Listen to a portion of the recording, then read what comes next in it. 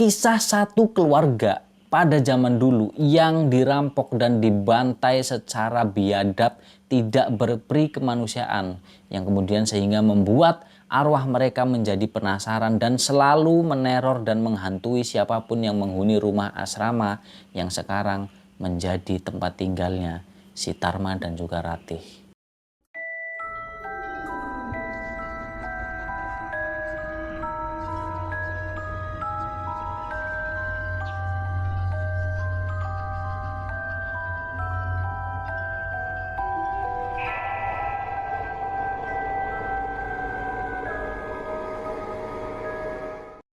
Assalamualaikum warahmatullahi wabarakatuh. Ketemu lagi sama saya Misbah Muthaharun. Apa kabar kalian semua? Semoga kalian senantiasa dalam keadaan yang sehat selalu. Amin ya rabbal alamin.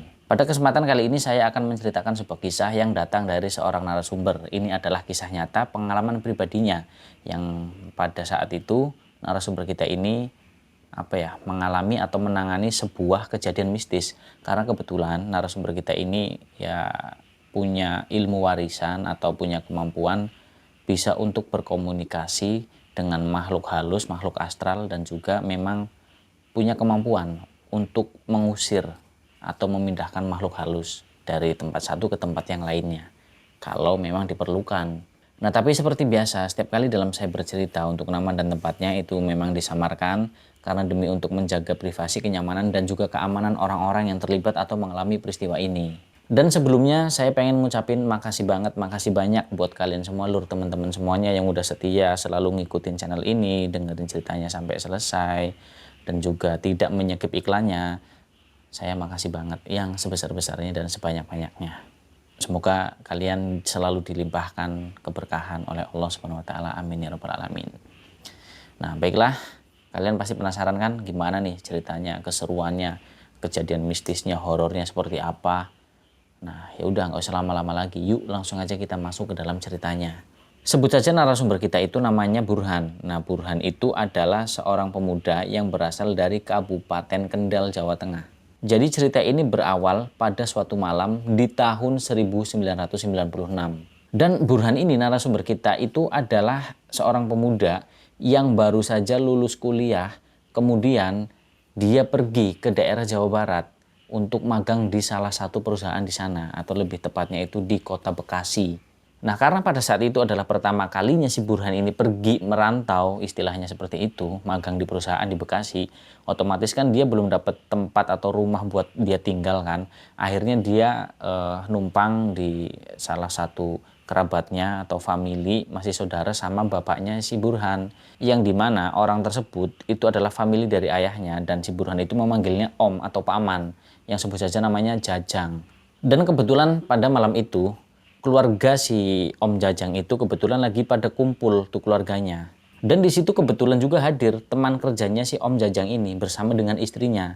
Nah, temannya Om Jajang ini, jadi sebut saja temannya Om Jajang itu namanya Tarma. Nah, dia datang ke situ bareng sama istrinya yang sebut saja namanya Ratih. Nah, jadi mereka berdua itu ya pasangan pengantin baru. Karena mereka berdua itu menikah ya baru kurang lebih sekitar 3 bulanan lah. Nah, jadi pada malam itu suasana di kota Bekasi itu lagi diguyur hujan gerimis. Nah, karena takut hujannya tuh makin deres, nah temennya si Om Jajang, si Tarma ini mengajak beberapa orang termasuk si Burhan. Nah, si Tarma ini ngajak kemana? Ngajak mereka itu buat nganterin Tarma dan juga istrinya balik lagi ke asrama. Yang dimana asrama itu, ya rumah yang ditempati sama Tarma dan juga istrinya, yang dimana itu adalah asrama dari perusahaan tempat mereka bekerja. Nah, letaknya asrama itu berada di Kabupaten Cikarang, ya memang nggak jauh dari Bekasi. Dan biasanya itu semua orang yang berada di rumahnya Om Jajang, keluarganya termasuk Om Jajang itu nggak pernah nolak kalau misalkan Tarma sama istrinya tuh minta dianterin balik ke asrama. Tapi nggak tahu kenapa pada malam itu ya semua orang tuh kayak ngerasa males gitu loh buat nganterin. Sebenarnya bukan males nganterinnya, tapi mungkin males keluar rumah karena memang cuacanya kan lagi hujan. Nah, sedangkan si Om Jajang ini kan dia masih bujangan, masih single. Dia aja ngerasa males keluar rumah buat nganterin temennya. Walaupun sebenarnya kasihan juga. Nah, kan sempat ditawarin udah nginep sini aja. Tapi ya nggak enak mungkin kan karena memang rumahnya Om Jajang udah rame. terus kemudian nginep di situ sama istrinya juga kan jadi risih. Kecuali si Tarma ini masih sendirian, oke lah nggak apa-apa. Nah jadi Om Jajang pun dia juga malas nganterin temennya, padahal dia itu biasanya yang paling semangat kalau misalkan nganterin temennya pulang. Ya karena memang Om Jajang itu berteman baik sama Tarma. Nah jadi pada saat itu malam itu ya sekitar jam 9 malam, dan perjalanan itu kira-kira dari Bekasi nih, dari rumahnya Om Jajang menuju ke asrama yang ada di Cikarang, asramanya si Tarma, itu ya sekitar 1,5 jam lah ya. Karena walaupun deket kan juga ya nggak deket jejeran gitu kan, enggak, tetap ada jaraknya. Nah itu perjalanan itu ditempuh sekitar 1,5 jam naik mobil. Nah karena ngerasa nggak enak hati sama si Tarma temennya, ya akhirnya dengan terpaksa Om Jajang ini mau nganterin, walaupun keluarganya, walaupun sama Burhan ini nggak jadi ikut, ya akhirnya Om Jajang nganterin sendirian. Mereka pergi bertiga. Nah, terus kemudian singkatnya nih, setelah Om Jajang mau nganterin, sampailah mereka bertiga nih di rumah asramanya Tarma. Ternyata areal asrama yang ditempati sama si Tarma itu nggak terlalu luas banget, jadi ya cuma sekitar ada ya antara 15 sampai 20 rumah aja di situ. Dan semuanya itu asrama dari 20 rumah itu. Dan kebetulan Tarma, temannya Om Jajang itu, dia nempatin rumah bekas yang ditempati sama pemimpin dari perusahaan itu. Jadi rumahnya itu ya lumayan lebih besar daripada rumah-rumah yang lain. Nah karena nyampe di rumah asramanya si Mas Tarma ini udah lumayan malam kan, sekitar jam 11 ya kurang lebih. Ya akhirnya hujan juga semakin deras. Nah di situ akhirnya Om Jajang mutusin buat nginep aja di situ. Nah besok pagi habis subuh itu baru pulang lagi ke rumahnya. Nah jadi di rumah asrama itu Om Jajang itu nempatin kamar yang ada di paling ujung yang deket sama dapur. Nah sedangkan Tarma sama istrinya itu nempatin kamar yang di depan yang deket sama ruang tamu. Dan ternyata benar, semakin malam itu hujannya semakin deras dan nggak berhenti. Dan kemudian setelah Om Jajang ini masuk ke kamarnya yang dekat sama dapur, itu Om Jajang mematikan lampunya. Karena Om Jajang itu dia mau ya berusaha buat tidur lah, karena besok kan dia mau kerja juga. Nanti takut kesiangan atau kalau kerja nanti jadi ngantuk. Nah jadi kamar yang ditempati sama Om Jajang itu cuma dapat pencahayaan pantulan dari ruang makan atau ya ruang dapur lah. Karena lampu kamarnya itu sengaja dimatiin. Dan pas saat itu Om Jajang itu ngerasa ada sesuatu yang aneh. Dan itu belum pernah sama sekali dirasakan sama Om Jajang. Karena apa? Kenapa Om Jajang itu merasa aneh? Itu nggak tahu alasannya apa. Dan Om Jajang juga bingung. Tiba-tiba Om Jajang itu kayak ngerasa sangat ketakutan. Dan rasa takutnya itu memang teramat sangat dia rasakan. Dan rasa takut itu nggak tahu datangnya dari mana. Makanya itu dibilangnya itu aneh sama Om Jajang. Nggak biasanya saya kayak gini. Seperti itu. Jadi Om Jajang itu dia ngerasa takut, terus kemudian nggak nyaman, ngerasa aneh. Jadi dia tuh nggak bisa tidur. Terus dia tuh cuma bisa bolak-balik badannya tuh di atas ranjangnya, di atas kasurnya. Yang dari terlentang, terus kemudian miring, tengkurap. Pokoknya nggak nyaman. Dan yang lebih anehnya lagi lur teman-teman. Jadi pas saat di dalam kamar itu cuacanya atau hawanya itu berganti-ganti. Jadi hawanya tuh kadang berubah dingin, tiba-tiba, terus ntar berubah lagi, tiba-tiba jadi panas. Ya kalau panas mungkin wajar lah ya, daerah Bekasi, Cikarang, Karawang, situ, Jakarta termasuk, itu kan memang daerah yang kalau siang hari itu panas. Nggak siang, nggak malam itu kan memang hawanya tuh panas. Ya walaupun hujan, ya itu juga nggak bakalan dingin, ya cuma adem doang. Lah terus kenapa kok tiba-tiba hawanya itu berubah jadi sangat dingin dan si Om Jajang itu kayak ngerasa kayak berada di pegunungan gitu loh, kayak setengah menggigil kayak gitu, dan itu kan nggak mungkin. Dan Om Jajang juga dia sadar dia nggak sakit, bukan demam, tapi memang dingin karena cuaca. Nah itu yang dirasain sama si Om Jajang, walaupun setelah itu nanti tiba-tiba panas lagi. Tapi walaupun si Om Jajang ini merasakan ada yang nggak beres, tapi tetap aja si Om Jajang itu dia berusaha agar dia itu bisa tidur. Ya karena besoknya dia mau kerja, dia balik dari Cikarang ke Bekasi ke rumahnya, terus habis itu dia berangkat kerja, kan takut kesiangan, makanya dia selalu berusaha buat tidur walaupun sangat susah. Nah karena si Om Jajang itu matanya sulit buat terpejam, susah buat tidur, nah akhirnya secara nggak sengaja si Om Jajang ini pas lagi ya biasa namanya orang nggak bisa tidur kan pasti pandangannya kemana-mana kan. Lah pas nggak sengaja lihat ke arah pintu yang memang sengaja pintu kamarnya itu nggak ditutup rapat, sengaja dibuka dikit tuh biar ada pantulan cahaya yang masuk buat penerangan minim gitu kan. Nah itu nggak sengaja Om Jajang itu kayak melihat ada sesosok bayangan di situ. Dan apa kalian tahu lur, teman-teman, bayangan itu yang tadinya kayak samar-samar itu setelah diperhatikan itu lama-lama menjadi semakin jelas dan sangat jelas. Dan kalian tahu lur teman-teman, sosok apa yang dilihat sama si Om Jajang?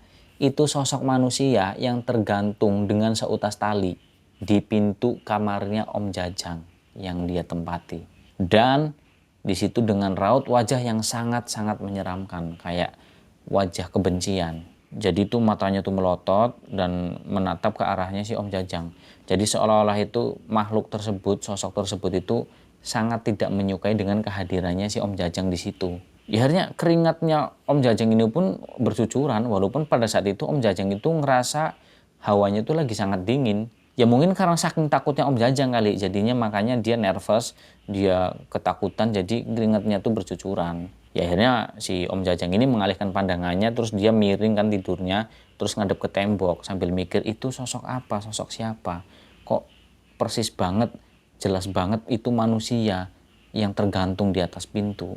Dan sosok itu seorang wanita. Nah di sini Om Jajang ya akhirnya dia mikir kan, ini gimana nih caranya biar terhindar dari sosok tersebut, karena dia ketakutan banget di situ. Nah tapi solusinya itu nggak ada yang lain, jadi memang jalan keluarnya agar si Om Jajang itu bisa terhindar dari makhluk tersebut, yaitu cuma satu doang jalannya, ya dengan melewati pintu itu, yang dimana di pintu tersebut ada sosok perempuannya lagi tergantung di situ. Ya mau nggak mau, ya berani nggak berani, ya kalau memang mau keluar dari kamar itu harus melewati pintu tersebut.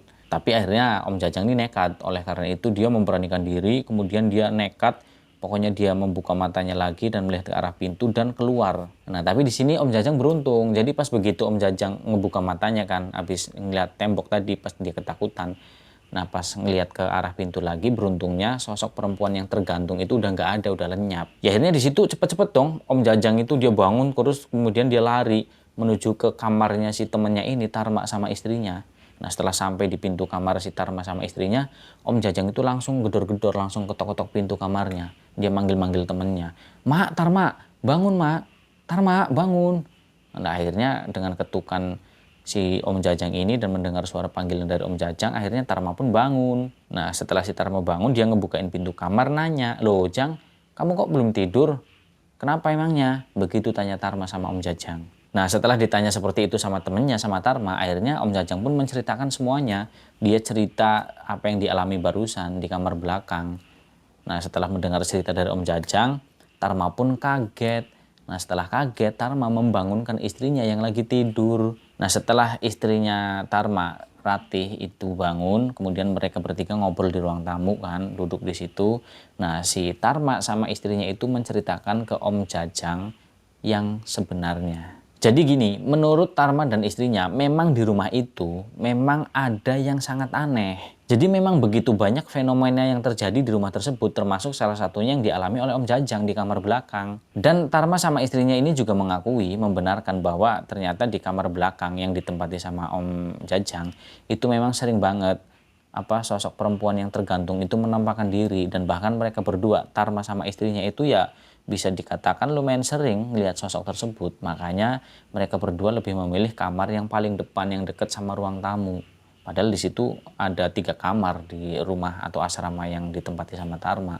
Tapi yang satu dibiarkan kosong atau dijadikan gudang lah. Nah jadi sosok perempuan yang tergantung itu ya sama persis kayak korban gantung diri. Dan ternyata Tarma dan istrinya itu nggak cuma menceritakan sosok perempuan yang tergantung itu aja. Jadi di luar rumah atau di luar asrama itu, lebih tepatnya tuh ya di sebelahnya, yang dimana arah dapur atau kamar yang ditempati Om Jajang itu ada pohon mangga sampingnya. Nah itu dahan-dahannya itu menjulur ke atas ini kamarnya si yang ditempati sama Om Jajang.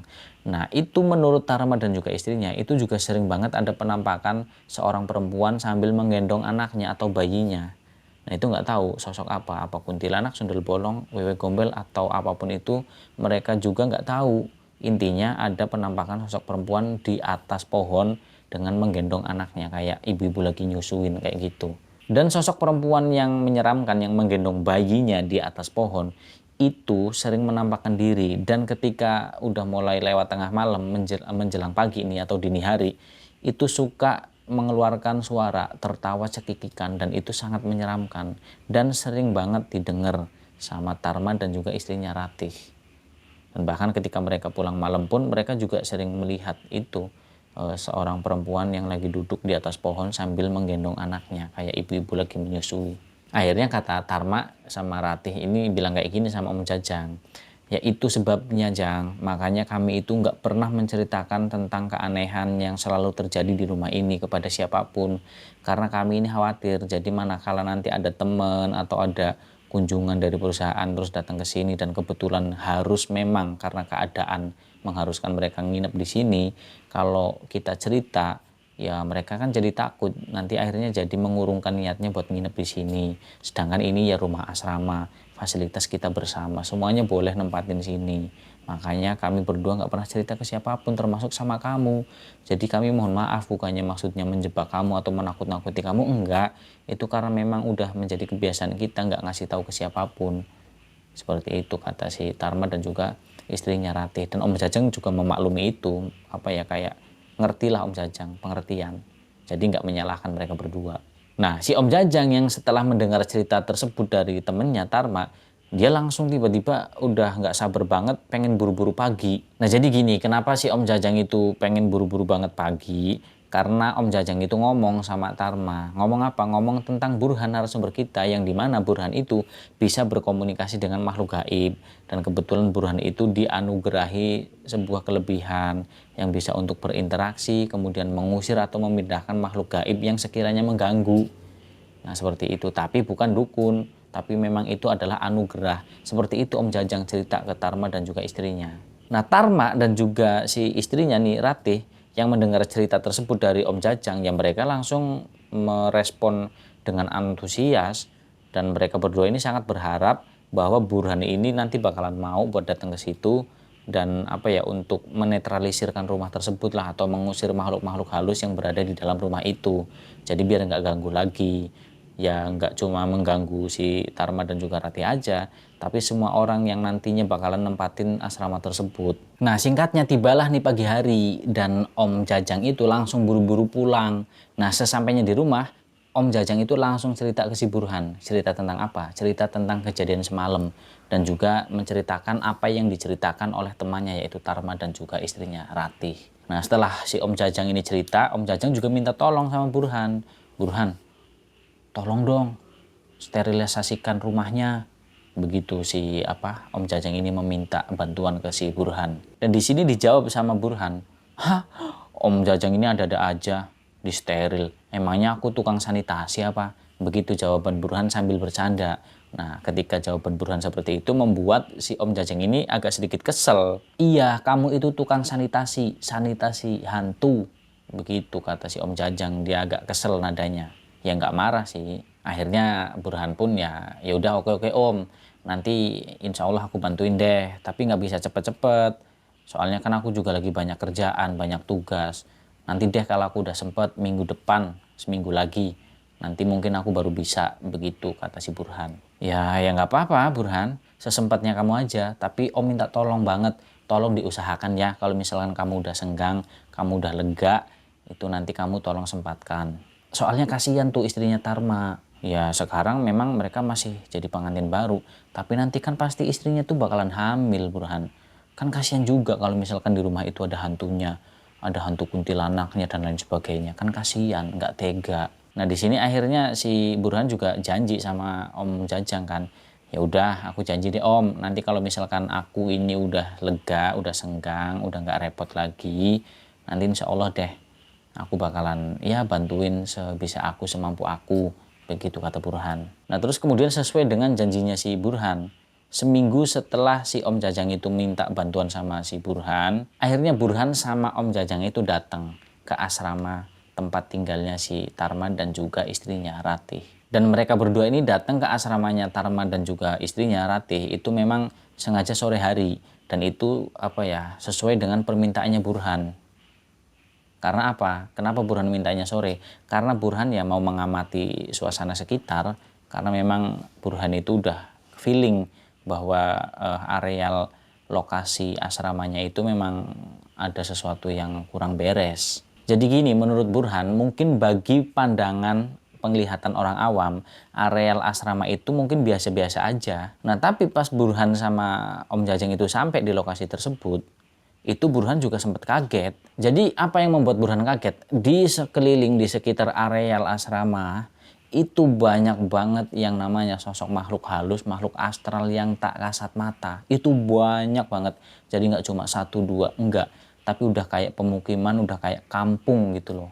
Jadi memang kayak itu memang istilahnya itu alamnya mereka. Ya Burhan juga sempat mikir, oh ini jangan-jangan dulunya tuh memang kawasan mereka, atau mungkin bahkan jangan-jangan ini bekas kuburan dulunya. Sempat feeling kayak gitu juga Burhan. Nah terus dia juga membatin, oke, tentang rasa penasarannya, tentang feelingnya itu nanti bakalan dia tanyain ke Tarma, temannya Om Jajang ini langsung. Dia membatin seperti itu. Nah kemudian setelah sampai si Burhan dan juga Om Jajang, dia ngetuk pintu rumah asramanya Tarma. Setelah dibukakan pintu, ternyata mereka berdua disambut dengan sangat antusias oleh Tarma dan juga istrinya. Ya karena mereka berdua sangat berharap terhadap Burhan. Dan bahkan pas saat si Burhan sama Om Jajang itu masuk, si Tarma itu menyuruh istrinya buat ya nyari suguhan gitulah, cemilan atau apalah gitu kan buat temen ngobrol. Nah pada saat istrinya itu lagi pergi beli cemilan, beli kopi dan lain sebagainya, nah saat itulah si Burhan ini nanya tentang apa yang sebenarnya terjadi di rumah ini, begitu nanya sama Tarma. Kemudian dijawab sama Tarma kan, kalau untuk pastinya sih saya sendiri kurang tahu Burhan. Cuma kalau kata orang-orang masyarakat sekitar sekeliling yang dekat dengan kompleks asrama ini, itu dulunya kawasan ini tuh apa ya, kawasan yang nggak ada penghuninya, jadi dipenuhi dengan semak belukar. Dan ketika dibersihkan pas mau dibikin kompleks asrama itu juga banyak ditemukan kayak batu-batu nisan bekas kuburan tapi yang udah lama banget, udah tua. Tapi anehnya kata orang-orang itu sebelum dibuat asrama itu udah dipanggilin orang pinter buat ngusir atau ngebuang makhluk-makhluk halus yang ada di sini Burhan. Nah jadi seperti itu penjelasan dari Tarma. Nah di sini mendengar cerita dari temannya Om Jajang, Tarma, Burhan mengangguk. Ya sedikit banyaknya dia udah paham lah ya tentang situasi dan keadaan di kompleks areal asrama tersebut. Jadi apa ya, Burhan juga berpendapat mungkin itu berpendapat di batinnya sendiri, dalam hatinya itu mungkin orang pintar dulu yang dipanggil untuk menetralisir tempat tersebut itu mungkin bisa jadi orang pintar itu orang pintar gadungan, sehingga nyatanya pada kenyataannya tidak ada satupun makhluk halus, makhluk astral yang pergi dari situ atau dipindahkanlah lokasinya. Itu nggak ada, jadi memang masih tetap utuh sama, jumlahnya itu ya masih sangat banyak di situ. Cuman dari sekian banyaknya makhluk halus yang berada di situ memang ada yang paling mendominasi. Nah terus akhirnya istrinya si Tarma ini kan balik tuh habis beli jajanan kan. Nah saat balik itu nggak lama kemudian berkumandanglah adzan maghrib. Nah karena udah masuk waktu sholat maghrib, akhirnya Burhan ini ngajak si Om Jajang, Tarma dan juga istrinya mereka sholat berjamaah di rumahnya. Dan setelah selesai sholat maghrib berjamaah, disitulah baru Burhan itu meminta waktu dan tempat biar si Burhan itu dibiarkan sendirian. Ya kenapa Burhan minta waktu buat sendirian? Ya karena Burhan itu pengen coba lebih dekat mengenali makhluk-makhluk yang ada di situ. Ya pengen berkomunikasi. Kenapa kok selama ini sering mengganggu, sering menampakkan diri dan seolah-olah seperti nggak suka banget kalau misalkan ada orang yang menempati rumah asrama tersebut. Padahal itu kan udah jelas-jelas rumah dibuat untuk dihuni oleh manusia. Nah akhirnya di situ kan kata Tarma, ya terserah kamu Burhan mau minta waktu dan tempat buat sendiri di mana. Di sini ada 3 kamar, kamar ini yang depan kamar utama yang aku pakai sama istriku. Ya jangan disitulah Om, masa iya aku mau menyendiri di kamarnya Om, janganlah, kamar yang lain aja. Ada, masih ada 2 lagi, tapi yang satunya itu emang udah nggak dipakai sama sekali, jadi kotor. Soalnya itu dipakai buat gudang. Kalau kamu mau itu di kamar yang ujung tuh, yang belakang yang dekat sama dapur, yang kemarin minggu kemarin itu Om kamu Jajang nginep di situ. Nah, di situ aja Om. Malah lebih bagus, enak. Ya udah, nggak apa-apa nih beneran. Iya nggak apa-apa. Akhirnya dipersilahkan tuh si Burhan ke kamar yang paling belakang di ujung tuh yang dekat sama dapur. Nah kemudian Burhan itu masuk dan menutup pintunya. Nah di situ Burhan mulai melakukan aksinya. Nah, jadi pas Burhan itu masuk ke kamar tersebut, itu memang Burhan itu langsung disambut oleh sosok makhluk astral, makhluk halus penghuni rumah tersebut. Nah, siapa yang menyambut? Justru malah makhluk ini yang pertama kali menyambut Burhan, itu justru malah tidak pernah diketahui sama sekali oleh penghuni rumah. Baik itu penghuni yang dulu sebelum Tarma dan istrinya, sekalipun Tarma dan istrinya pun dia tidak mengetahui tentang makhluk ini atau sosok yang menyambut si Burhan ini. Dan sosoknya itu seperti apa lur teman-teman? Sosoknya itu adalah seorang gadis kecil yang berpakaian kayak perempuan ini, anak-anak Belanda lah seperti itu. Nah, sosok gadis kecil Belanda tersebut menghampiri si Burhan. Nah, terus kemudian tersenyum di situ.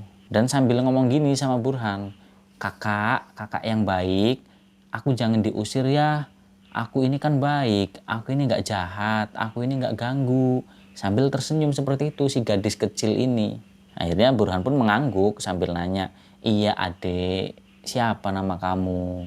Begitu tanya Burhan terhadap makhluk tersebut. Akhirnya dijawab kan sama sosok gadis kecil Belanda itu, namaku Karina kakak, dan yang gantung diri itu kakakku. Namanya Kak Meli, dia itu jahat kak, dia itu suka ganggu, pokoknya dia jahat banget, begitu kata si gadis kecil ini, si Karina ini. Nah, di sini Burhan membatinkan, oh jadi mereka masih satu keluarga. Wah, ini berarti sebuah keuntungan nih buat aku. Begitu di dalam batinnya Burhan. Akhirnya Burhan menjawab kan ketakutannya dari sosok gadis kecil Belanda ini kan. Iya adek, kakak nggak akan mengganggu kamu kok. Kakak nggak bakalan ngusir kamu selagi kamu nggak mengganggu orang atau yang menghuni rumah ini. Kakak nggak akan ngusir kamu, kakak nggak akan mengganggu kamu. Begitu kata Burhan terhadap sosok gadis Belanda kecil ini. Dan pada saat si Burhan ini lagi komunikasi dengan sosok gadis kecil Belanda tersebut, si Karina, itu tiba-tiba terdengar suara yang menggelegar dan mengatakan sesuatu. Jangan pernah kamu berani-berani mengatur kami. Begitu kalimatnya. Akhirnya Burhan karena kaget kan, dia noleh dong karena suara itu dari arah belakangnya Burhan. Dia noleh ke belakang tuh Burhannya. Dan pas saat si Burhan noleh, itu memang di situ udah nampak seorang wanita yang sorot matanya itu merah, rambutnya itu panjang, kusut, dan sangat tidak terurus. Dan lehernya itu terkulai kayak patah gitu loh. Nah, si Burhan juga membatin, oh ini mungkin sosok yang dimaksud si Karina tadi, yang dibilang katanya kakaknya, dan yang dilihat sama Om Jajang juga. Mungkin ini adalah sosok hantu perempuan yang gantung diri, yaitu Meli. Nah, Karina yang melihat kedatangan sosok kakaknya itu, tiba-tiba Karina itu bersembunyi di belakang badannya si Burhan. Dia ketakutan. Nah, terus kemudian Karina berbisik pelan tuh sama Burhan. Kakak baik, itu kakakku, Kak Meli. Dia jahat banget, Kak. Dia suka menyiksaku. Begitu kata si sosoknya Karina ini. Nah, si Burhan dia mengangguk kan, tanda menjawab apa yang dikatakan sama Karina. Nah, terus Burhan langsung fokus menatap ke arahnya si Meli ini. Nah, Burhan di sini ngomong, aku sudah tahu siapa kamu. Kamu ini namanya Meli. Dan aku minta sama kamu, tolong jangan pernah ganggu manusia. Kalau kamu tidak ingin terganggu atau diganggu oleh manusia itu. Nah, kata Burhan seperti itu kan. Nah, si Meli mendengar Burhan ngomong kayak gitu, dia malah jadi mendengus, dia marah. Dia kayak matanya tuh semakin merah sorotnya. Nah, si Meli, sosoknya Meli ini dia ngomong, kalian yang terlebih dahulu mengganggu kami. Dulu kami tenang di sini. Kami nyaman di sini, tidak ada yang mengganggu. Tapi kemudian setelah kalian para manusia datang ke tempat ini dan menghancurkan semua tempat tinggal kami dan mengusik kami. Nah, jadi begitu bentaknya Meli, hantunya Meli. Dijawab lagi sama Burhan, itu semua karena tidak sengaja, karena ketidaktahuan, karena nggak semua manusia itu bisa sama atau bisa melihat kalian. Jadi ya maklum wajar, nggak ada yang salah, nggak ada yang benar di sini. Kita itu hanya saling menghormati. Dan dijawab lagi sama si Meli, ya itulah bodohnya kalian para manusia. Nggak punya akal, nggak punya pikiran, dan nggak punya perasaan, nggak punya sopan santun. Dasar manusia itu semuanya pengerusak dan pengganggu. Begitu bentaknya si Meli lagi. Dijawab nih sama si Burhan. Burhan kan memang setengah ustadz kan. Memang dia orangnya juga bekas pesantren. Dia jelaskan ke sosoknya Meli ini, hantunya. Hei Meli, kami ini manusia. Kami ini keturunan Nabi Adam alaihissalam. Seperti itu. Menurut cerita narasumber kita nih, si Burhan memang real. Dia mengatakan seperti itu. Kami ini manusia. Keturunan Nabi Adam alaihissalam. Dan secara penciptaan, kami manusia itu adalah makhluk yang paling sempurna. Bahkan malaikat pun disuruh tunduk dan sujud terhadap Nabi Adam. Dan siapa yang menentang perintah dari Tuhanmu atau Allah Subhanahu wa taala, maka mereka akan mendapatkan balasannya, yaitu apa? Neraka. Nah, di situ si Burhan membentak tuh dengan kalimat seperti itu yang gak kalah garangnya, atau untuk menggertak si sosok hantunya Meli ini.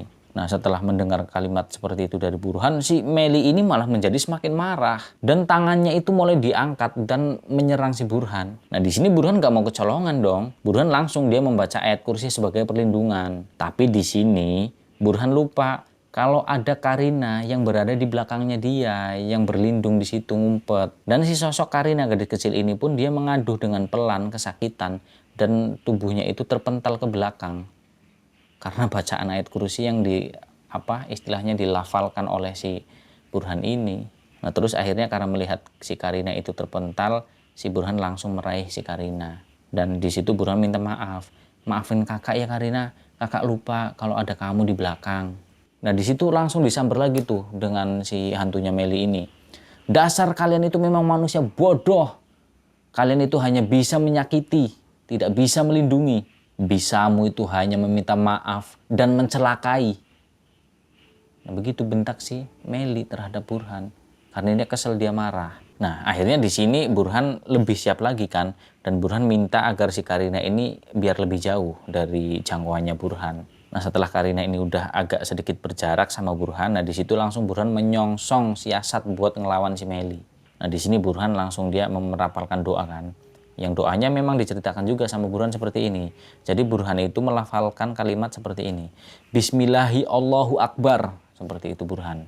Dan terjadilah tuh perang atau perkelahian antara Burhan dan makhluk gaib yang menyerupai sosoknya Meli. Dan di situ 3 letupan menyambut Meli atau menghantam ke badannya Meli. Dan pakaiannya Meli itu terlihat terbakar di beberapa titik tuh di badannya kan.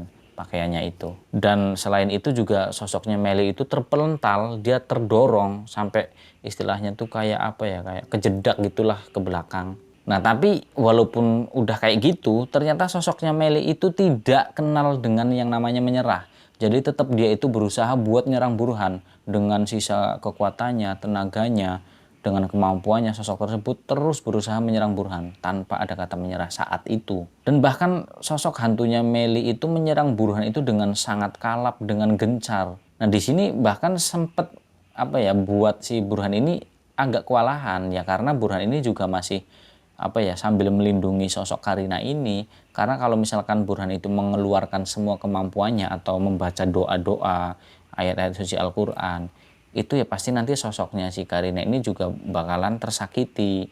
Nah, makanya Burhan itu masih melindungi Karina karena Karina ini sosoknya nggak jahat, nggak kayak Meli kakaknya. Nah, itu yang jadi pertimbangan Burhan, mengapa Burhan itu nggak yang istilahnya tuh lost gitu loh buat menghadapin hantunya Meli. Nah, akhirnya Burhan di situ ngomong lagi, Karina, tolong kamu lebih jauh lagi dari kakak. Biarkan kakak menghadapi kakakmu ini Meli. Iya kak, kamu yang agak jauh ya. Iya kak. Nah, akhirnya si Karina pun menjauh. Nah, setelah si Karina ini menjauh, udah nggak ada jangkauan lagi kan. Misalkan si Burhan ini mengeluarkan kemampuannya, akhirnya di situ Burhan fokus untuk melawan hantunya si Meli ini. Nah, di sini Burhan membacakan ayat Al-Quran yang artinya seperti ini. Maka jika mereka beriman kepada apa yang telah kamu beriman kepadanya, sungguh mereka sudah mendapatkan petunjuk. Dan jika mereka berpaling, sesungguhnya mereka berada dalam permusuhan dengan kamu. Maka Allah akan memelihara kamu dari mereka. Dan dialah Allah yang maha mendengar dan lagi maha mengetahui. Itu penggalan ayat di surat Al-Baqarah ayat 137 yang dibacakan oleh Burhan untuk menghadapi sosok jin yang menyerupai atau menjelma menjadi sosoknya Meli. Dan setelah Burhan itu membaca ayat tersebut sebanyak 3 kali, langsung Burhan ini menyambut serangannya Meli. Dan sosoknya Meli itu tanpa ampun selalu terpental, tidak bisa mendekati tubuhnya si Burhan. Dan tubuhnya hantunya Meli itu terlihat nampak banyak banget kayak bekas-bekas luka bakar. Mungkin karena kepanasan kan dibacakan ayat-ayat itu tadi. Terus kemudian Burhan pun menunggu untuk beberapa saat, apakah Burhan atau si Meli ini yang lumpuh total nantinya, atau yang kalah lah, istilahnya seperti itu. Karena apa? Karena ternyata itu Meli itu masih bisa menyerang Burhan dengan cara tiba-tiba, walaupun dia udah terlihat sangat lemah sekali tuh. Nah tapi si Burhan nggak menyerah, tetap dia dengan kekuatan imannya dia yakin, dia pasrahkan semua ke Tuhan, ke Allah. Akhirnya ya tetap aja Meli ini selalu kalah dalam pertarungannya. Nah setelah dia udah kayak ya nggak berdaya lah, katakanlah seperti itu. Nah Meli itu tiba-tiba mengangkat tangannya lagi. Nah pikirnya Burhan itu kan dia bakalan nyerang, tapi ternyata enggak. Hantunya Meli itu mengangkat tangannya sambil berkata, "Aku menyerah, aku tidak kuat lagi. Baik, aku mengaku kalah denganmu, wahai manusia." Nah di situ Burhan itu sempat noleh, dia melirik ke arahnya Karina sebelum Burhan ini menghampiri sosok hantunya Meli. Nah di situ terlihat Karina itu menggelengkan kepalanya dan sambil ngomong kayak gini sosoknya Karina, "Hati-hati Kak, bisa aja itu tipuan dari Kak Meli." Ya soalnya kan mereka ini kan dari golongan jin. Nah karakternya jin sifatnya itu mereka itu dusta, suka nipu, suka bohong. Nah bisa jadi sosoknya Meli ini dia hanya berpura-pura lemah, pura-pura kalah. Terus begitu Burhan lemah nih, kita manusia lemah, terus akhirnya menyerang balik dengan mendadak secara tiba-tiba. Nah itu jadi Burhan diingatkan seperti itu oleh sosoknya Karina. Nah tapi saat Burhan melihat sorot matanya Meli ini yang udah mulai meredup, nah dirasa Burhan itu memang Meli itu udah benar-benar kalah dan menyerah. Dan segera Burhan ini menghampiri sosok hantunya Meli dan mengulurkan tangannya. Tapi Meli dia menggeleng dengan lemahnya. Dia menolak uluran tangan atau bantuan dari Burhan ini. Karena memang ternyata Meli itu dia nggak lama bisa bangun dan berdiri lagi. Walaupun nggak menyerang Burhan. Dan hantunya Meli itu ngomong kayak gini sama Burhan, "Aku kalah dan aku menyerah. Dan aku akan pergi." Nah di situ dari nada bicara hantunya Meli itu Burhan merasakan di situ ada kesedihan yang mendalam. Nah, terus ketika hantunya Meli mau pergi dicegah nih sama Burhan, tunggu dulu. Kenapa kau mencegahku? Apa kamu tidak percaya? Aku ini mau pergi dan aku tidak akan mengganggu lagi. Bukan begitu, aku ini cuma ingin membantumu, jawab Burhan seperti itu. Tapi Meli dia hanya tersenyum sinis. Aku tidak akan pernah percaya terhadap manusia, terutama laki-laki yang sepertimu. Jawabannya malah seperti itu, kata hantunya Meli. Sudahlah, aku mau pergi dan aku tidak akan mengganggu lagi. Dan aku berpesan sama kamu, jangan pernah ganggu dan sakiti adikku Karina. Karena kalau sampai itu terjadi, jangan salahkan aku jika aku datang kembali. Begitu kata hantunya Meli.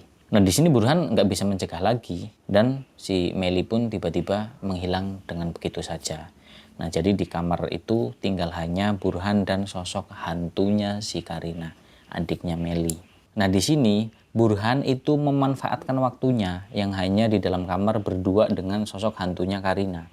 Nah di situ Burhan menggali informasi, mencari tahu tentang kebenaran yang terjadi selama ini, apa yang menyebabkan dan asal-usul mereka. Kenapa mereka itu bisa menjadi arwah yang penasaran. Walaupun Burhan tahu mereka itu sejatinya adalah jin yang menyerupai manusia yang sudah meninggal. Nah ketika ditanya, Karina pun menjelaskan semuanya, detail kronologinya seperti apa. Nah jadi ternyata mereka berdua, si Meli dan juga Karina itu memang adalah anak-anak kecil yang terlahir dari kaum ini, keturunan Belanda zaman dahulu. Dan keluarganya itu memang kaum terpandang, jadi dari ibunya Meli sama Karina itu memang asli orang Belanda. Dan ayahnya Meli sama Karina itu orang Jawa, orang Indonesia maksudnya. Tapi seorang ini apa namanya ya, priyayi istilahnya seperti itu. Jadi seorang priyayi atau orang yang dihormati. Nah terus apa yang menyebabkan mereka ini sampai meninggal dunia? Nah ceritanya itu pada suatu malam, karena itu tadi ayahnya Meli dan juga Karina adalah dari keluarga seorang priyayi atau orang yang berada, orang yang sangat dihormati, dan juga ibunya ini dari orang Belanda, otomatis kan secara ekonomi, secara keuangan semuanya kan lebih dari masyarakat pada umumnya. Nah sehingga itu mengundang segerombolan perampok, yang dimana perampok itu menjarah seluruh harta di rumah keluarganya Meli dan juga Karina. Tapi nggak cuma sekedar menjarah rumah mereka, nggak cuma itu. Tapi kawanan perampok tersebut itu membunuh kedua orang tuanya Meli dan juga Karina. Dan Karina yang pada saat itu, pada saat kejadian, dia masih kecil. Karina itu dia diikat tangan dan kakinya, terus kemudian dimasukkan ke dalam gudang. Nah, di sini nasib yang paling tragis, yang paling mengenaskan itu Meli. Jadi Meli itu sempat nih, mohon maaf ya, Meli itu sempat diperkosa, digilir beramai-ramai oleh gerombolan perampok tersebut. Dan setelah diperkosa, Meli pun dihabisi, dibunuh dengan cara digantung. Dan setelah itu, setelah para perampok ini membunuh kedua orang tua Meli dan juga Karina, terus ngebunuh si Meli sebelumnya diperkosa, kemudian mereka membakar rumahnya sampai habis tidak bersisa. Waktu itu yang masih hidup Karina sebenarnya, tapi karena Karina ini diikat kaki dan tangannya, kemudian dimasukkan ke dalam gudang yang masih di dalam rumah itu. Nah, karena rumah itu dibakar sampai habis nggak bersisa, ya Karina akhirnya ikut tewas, ikut meninggal pada kejadian itu. Dan setelah berpuluh-puluh tahun lamanya, seiring berjalannya waktu, rumah tersebut ya akhirnya menjadi ya runtuh, ambruk, terus kemudian ditumbuhi sama semak-semak belukar. Dan setelah itu sempat dijadikan pemakaman umum juga, tapi karena saking lamanya sehingga pemakaman umum tersebut menjadi sudah tidak dipakai lagi dan terbengkalai, sehingga menjadi pekuburan tua dan ditumbuhi semak-semak belukar yang tinggi-tinggi. Makanya pas pada saat mau dibangun asrama, itu memang ketika dibersihkan rumput-rumputnya itu sempat ada kayak patok-patok nisan-nisan tua gitu loh. Jadi sesuai dengan apa yang diceritakan oleh masyarakat sekitar. Nah, tapi di sini menurut Burhan itu ada yang sangat disayangkan. Apa itu? Ya karena mereka ini kan keluarga, satu keluarga ini kan dihabisi, dibakar rumahnya sampai hangus, habis nggak bersisa.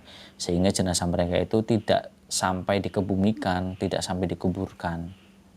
Nah, itu makanya yang dimaksud sama Burhan itu kematian mereka tidak sempurna, tidak dimakamkan dengan layak. Sehingga yang seperti kita tahu ketika orang meninggal dengan tragis, dengan tidak wajar, itu kan nanti arwahnya katanya menjadi arwah yang penasaran. Padahal sebenarnya nggak seperti itu, nggak ada arwah penasaran.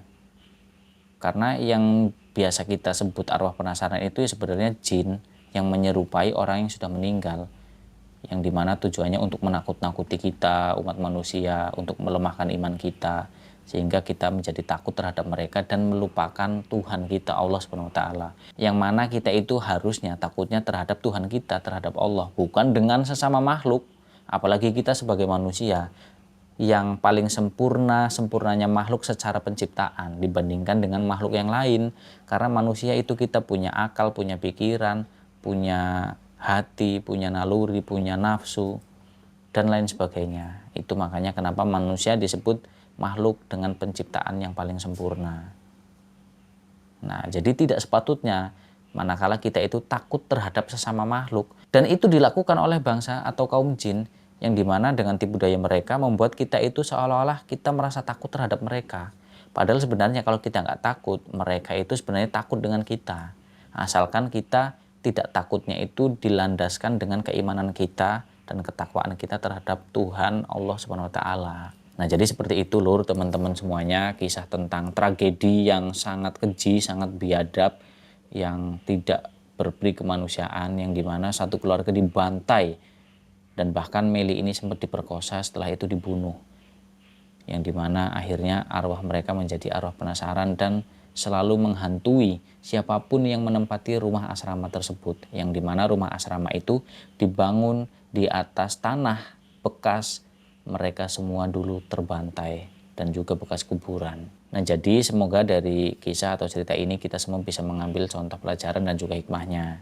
Saya mohon maaf apabila saya dalam bercerita banyak sekali tutur kata saya, ucapan saya yang salah, yang berbelit-belit, terlalu berpanjang lebar, bertele-tele, yang kurang bisa dipahami, diterima dan tersampaikan ke kalian semua. Saya mohon maaf yang sebesar-besarnya. Tapi apabila ada sekelumit kata saya yang bisa diambil manfaatnya ketika dalam bercerita, itu semata-mata pertolongan dari Allah SWT, yang pada intinya semua yang baik-baik, semua yang positif kalian ambil sebagai pelajaran.